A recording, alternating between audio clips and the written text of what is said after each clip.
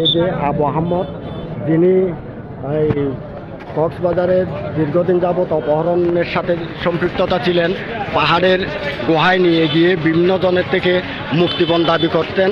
এ হচ্ছে সেই আবু আহমেদ, যাকে নারায়ণগঞ্জ থেকে গ্রেপ্তার করা হয়েছিল। আজকে তাকে কক্সবাজার আদালতে উপস্থাপন করা হয়। আদালত থেকে তাকে আমরা কঠোর নিরাপত্তার মধ্যে দিয়ে আমরা হাজতখানায় নিয়ে যাওয়া হচ্ছে। এই যে দর্শক আপনারা দেখতে পাচ্ছেন, এ হচ্ছে সেই যার কাছে কোনো মানুষই নিরাপদ ছিলেন না।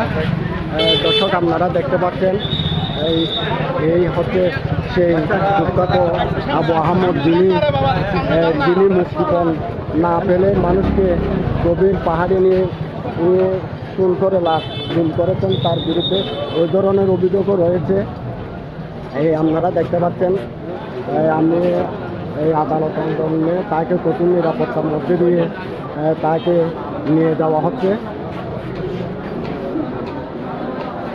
এই যে দর্শক আপনারা দেখতে পাচ্ছেন, এই সেই আবু আহমদ, যিনি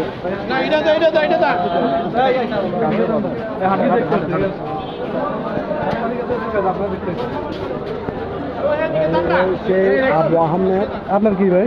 দর্শক আমরা আপনাদেরকে দেখানোর চেষ্টা করতেছি। এই হচ্ছে